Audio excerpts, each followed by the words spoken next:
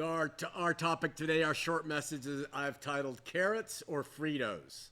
I mean, you read any health magazine, they're going to tell you the obvious answer, right?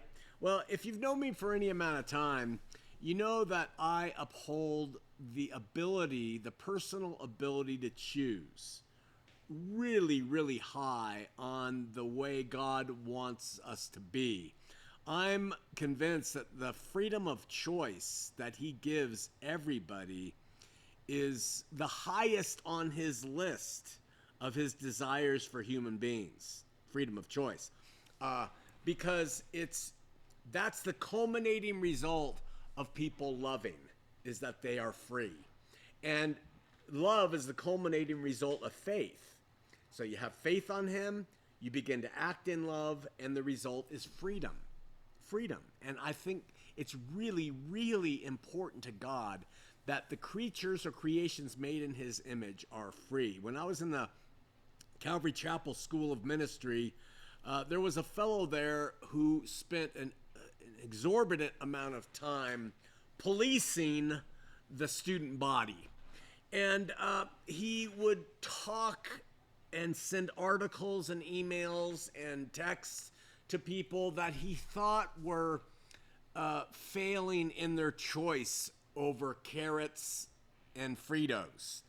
And he was constantly trying to get me to not drink Diet Coke.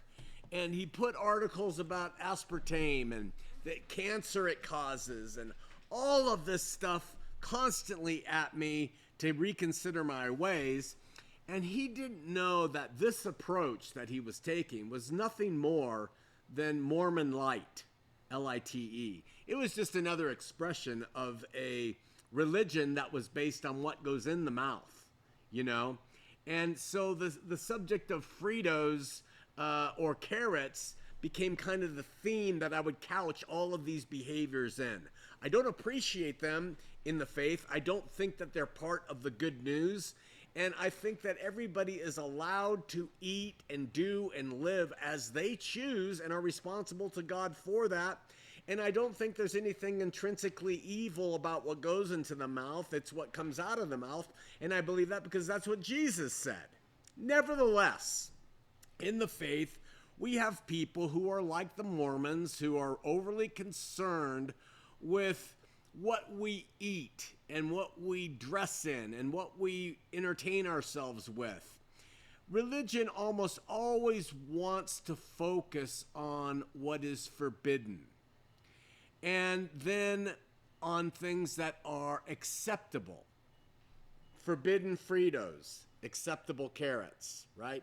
And they tend to try to extend the faith to these external practices, and they do it in the name of God.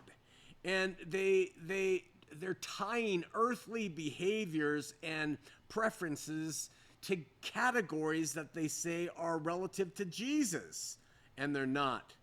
Nobody does this better than the LDS and perhaps fundamentalist Islam and Judaism, but the fact that it occurs in Christianity disturbs me. That same fellow who would put ads about or articles about aspartame in my box, he would send me things about joining with other Christians to ban Carl's Jr. That's a restaurant here in the West. They're called Hardee's in the East. And that's because Carl's Jr. used Paris Hilton ads in very seductive ways to reach their audience. And he wanted us to all boycott. Now that seems like something Jesus would be happy with from us, doesn't it? Perhaps in some ways it could be. But that I'm not so sure that this sacred faith can be summarized down to whether you eat a hamburger from a restaurant that employs some dubious tactics in their advertising. It's a super slippery slope, you guys. All of this stuff is slippery. The political arena is slippery. When we start to assign Jesus to a political party, it's slippery. When we start to say Jesus is a Republican or a Democrat, that's slippery. When it says Jesus doesn't want us to drink Diet Coke or eat burgers from this place or that, it's slippery. Why? When you think about it, the whole damn world is fallen. You could probably belong to a bank and save your money there as a Christian that you think is good and reputable, and they probably have their hands in some very dirty things behind the scenes. Look at the faith has never been about trying to police and monitor what goes in the body, what we dress ourselves in, how we entertain ourselves, or the lives we live in the sense of our preferences. It's all about faith and love. Okay? Now, Paul talks about that love not being something that we stumble other people over. So I'm not going to go into a bar and slurp down the vodka in front of a bunch of other people, because I could be stumbling a Christian there who looks to me as somebody who should be living the faith better.